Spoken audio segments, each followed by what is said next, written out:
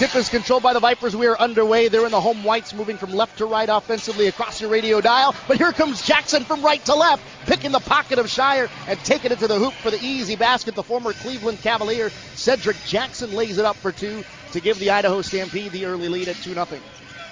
There's another steal, potentially. It was a steal by Jackson, and John Shire commits the personal foul. So back-to-back steals by Cedric Jackson.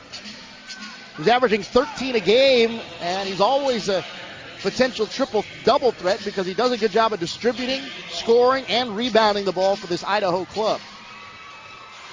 Conspicuous by his absence, though, is Jermario Davidson, who's not in the starting lineup here tonight.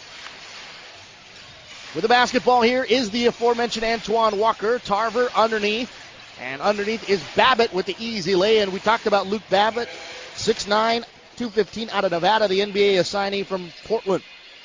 On the left side, Richard Roby, mid-post, down to Patrick Sullivan. Dribble handoff near to Roby, stops at the left block, throws it off of the window, and he scores. Vipers are on the scoreboard at 4-2. 11:08 to play, again just underway here in the opening quarter. Jackson throws it to Walker. Idaho in the reds with black trim. Vipers in the white with red trim.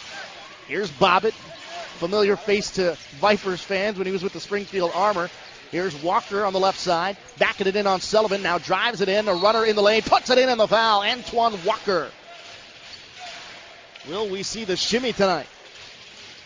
6-2, Idaho on top and looking for more as Walker puts in his first field goal attempt. Little jump hook over the head of Patrick Sullivan. Sullivan didn't even get his hands up. It's as if he wasn't expecting to play. Not a play you see very often out of your regular NBA Development League player. Not at all. Walker, you mentioned, a 12-year NBA vet, former 6th overall selection of the Boston Celtics, was once the face of the franchise. And when he was dealt, they almost had Danny Ainge's head, as we talked about the other night. Seemed to work out well for Boston eventually.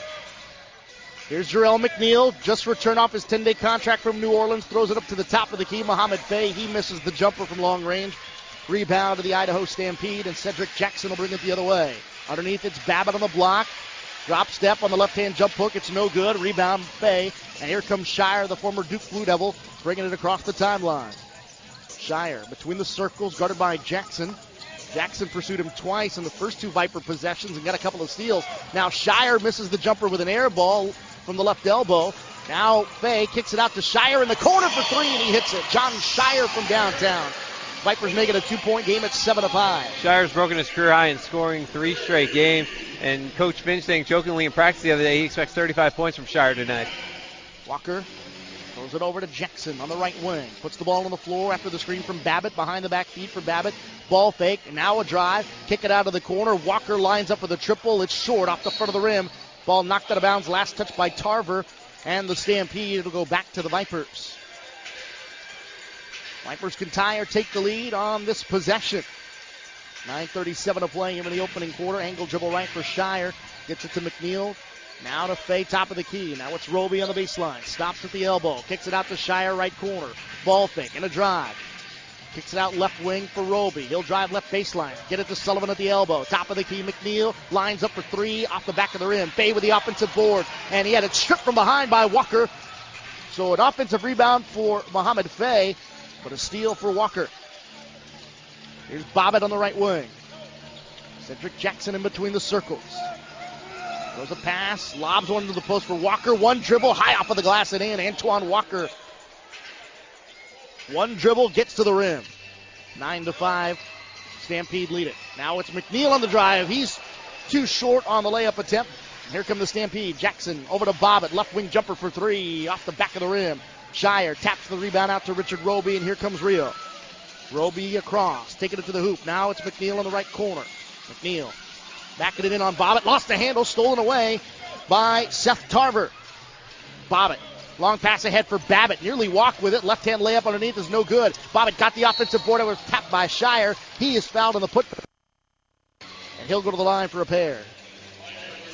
8:24 to play here in the period. 9-5. Idaho leads it.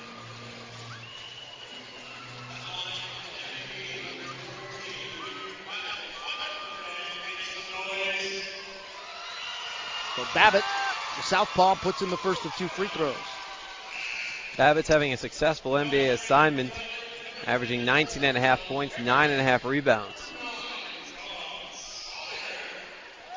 Terrell Harris is checked in the game for Rio Grande Valley. Sporting a headband tonight. Tries to bring balance because now he's guarded by Jackson. They both have headbands. Here's Roby, right wing. Hands it off here to McNeil on the left side. Fay sets the screen at the top of the key. McNeil tries to get rid of it, and it's stolen away by Bobbitt. Here he comes 2-on-1. Babbitt the trailer, leaving it back for Bobbitt on the baseline. He'll pull up from 12 feet out. It's no good. Fay with a rebound. McNeil trying to get it up ahead to Roby. Another Viper turnover, and McNeil picks up the foul near half court as Babbitt was running it across the center court line.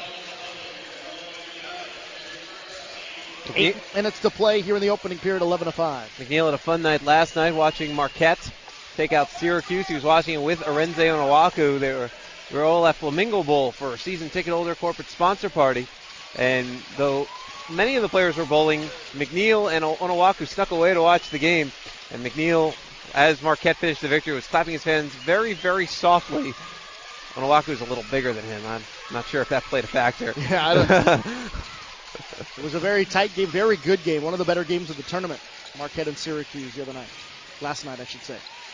Walker, top of the key for Idaho. Stampede lead at 11-5. He's going to launch one. This one for 2. It's no good. Fay with another rebound.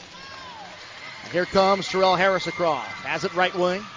Top of the key, McNeil. Will swing it left side for Roby. Fay will set the screen for him. They'll screen and pop for Fay in the baseline. Spin move. Lost the handle. Another steal from Cedric Jackson. It's a 2-on-1 break. Jackson up ahead here for Tarver as he slams it home for the Stampede. They're out to a 13-5 run to start this game. And a timeout taken by Chris Finch. He wants to talk it over. 7:13 to play here in the opening period. The Stampede are doing just that here in this first quarter, out to a 13-5 run. Back with more in a moment. Stay with us. This is Vipers basketball on Jack FM, powered by Carter.